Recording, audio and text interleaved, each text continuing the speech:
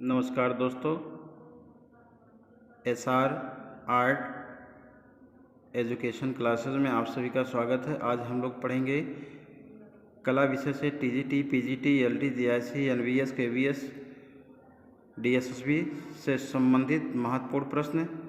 जो अजंता की गुफा है, बहुत ही महत्वपूर्ण गुफा है जहाँ से प्रश्न अधिक पूछे जाते हैं।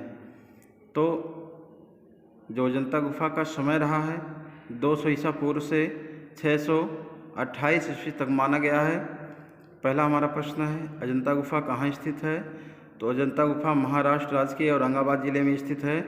अगला प्रश्न हमारा है, अजंता गुफा की खोज कब हुआ? तो अजंता गुफा का खोज 1819 ईस्वी में सर जॉन स्मिथ के द्वारा हुआ है। अगला हमारा प्रश्न है, अजंता गुफा जलगांव स्टेशन से दूरी है? तो अजंता गुफा की जो दूरी है जलगांव से तो 56 किलोमीटर दूरी है। अगला प्रश्न हमारा है, अजंता गुफा किस पहाड़ी को काटकर बनाई गई है? तो अजंता की गुफा जो काटकर बनाई गई है सतपुड़ा पहाड़ी को काटकर बनाई गई है। अगला प्रश्न है, अजंता गुफा किस नदी के किनारे स्थित है? तो अजंता गुफा के सामने ही बघौरा नदी या गरई नदी बहती है, जो उसी के किनारे अजंता है।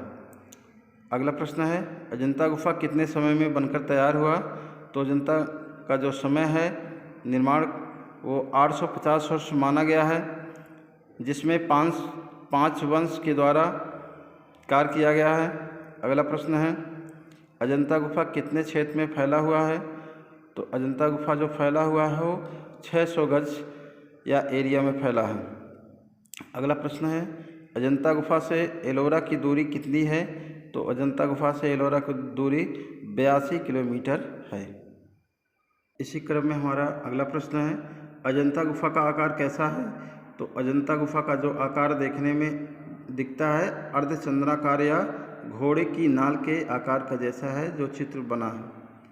अगला प्रश्न है, किस कला के अंतिम रेखांकन श्रेष्ठ थे? तो जो अंतिम रेखांकन श्रेष्ठ थे तो अजंता में जो है बहुत ही अच्छी रेखाओं का प्रयोग किया गया है। अगला प्रश्न है, अजंता गुफा के चित्रकार कौन थे? तो अजंता गुफा के जो चित्रकार थे बौद्ध भिक्षु थे। अगला प्रश्न है, अजंता गुफा के चित्र किस धर्म से संबंधित है? तो अजंता गुफा के जो चित्र हैं वो बौद्ध धर्म से संबंधित हैं। अगला प्रश्न है, अजंता गुफा कितने प्रकार की थी?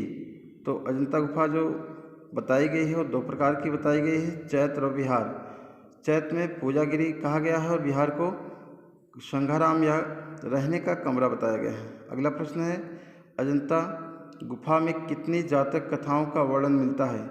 तो अजंता की जो गुफाओं के में वर्णन मिलता है कथाओं का, तो 547 कथाओं का वर्णन मिलता है। अगला प्रश्न है, अजंता गुफा में कितने प्रकार की चित्र बने हैं? तो अजंता में जो चित्र बने हैं वो 3 प्रकार के चित्र बने हैं। नंबर 1 है आलंकारिक है, नंबर 2 है रूप वैदिक है, नंबर 3 है वर्णनात्मक। अगला प्रश्न है, अलंकारिक में क्या चित्रित है? तो अलंकारिक में चित्रित है गंधर्व कामा, अप्सरा कामा, जानवर कामा, फूल, लताएं तथा पक्षियाँ आदि अंकित है।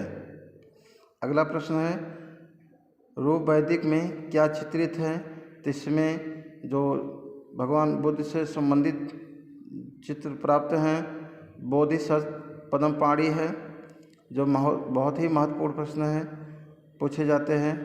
मैरासन राजकुमारी हैं, लोकपाल तथा भगवान बुद्ध से संबंधित जातक कथाएं आदि प्राप्त हैं। अगला प्रश्न है, वर्णनात्मक में क्या चित्रित है? तो वर्णनात्मक में भगवान बुद्ध की जातक कथाएं चित्रित है।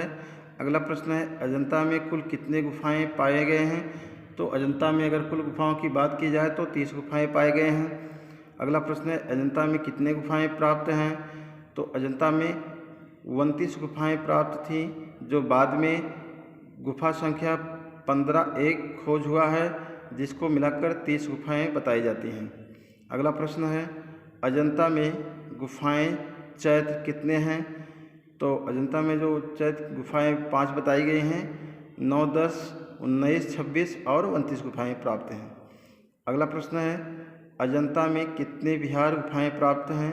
तो अजंता में जो विहार गुफाएं प्राप्त हैं 25 पाए गए हैं, अर्थात विहार गुफा को रहने का कमरा भी कहा जाता है। अगला प्रश्न है, विहार गुफाओं को क्या कहा जाता है? तो विहार गुफाओं को कहा जाता है संघाराम या कमरा, जिसमें बौद्ध भिक्षु रहा करते थे और चैत्य में पूजा करते थे। अगला प्रश्न है, अजंता गुफा का प्राचीन नाम क्या था? तो अजंता गुफा का प्राचीन नाम जो बताया गया है अजिंठा बताया गया है। अगला प्रश्न है, वर्तमान में अजंता की गुफाओं में चित्र मिलते हैं। तो वर्तमान समय में जो अजंता की गुफाएं के जो चित्र मिलते हैं वो कौन कौन से चित्र हैं? तो कौन कौन सी गुफाओं में प्राप्त हैं? 6 गुफाओं में चित्र मिलते हैं। पहली, दूसरी, 9वीं, 10वीं और 16वीं और 17वीं गुफाओं में चित्र प्राप्त हैं। बाकी अन्य गुफाओं के चित्र नष्ट हो गए हैं। अगला है हमारा बहुत ही महत्वपूर्ण प्रमुख घटनाएं। तो नंबर 1 है महाभीष निष्क्रमण, जो कहा जाता है गृह त्यागने को कहा जाता है महाभीष निष्क्रमण। अगला है दूसरा, महापरिनिर्वाण को कहा जाता है मृत्यु को कहा गया है। अगला है धर्म चक्र परिवर्तन, उपदेश देने को ही कहते हैं धर्म चक्र परिवर्तन। तो आज का क्लास यहीं पे समाप्त हो रहा है मित्रों। आप सभी को बहुत बहुत धन्यवाद, और नेक्स्ट की वीडियो देखने के लिए हमारे चैनल को लाइक करें, सब्सक्राइब करें और शेयर करें। आप सभी को बहुत बहुत धन्यवाद।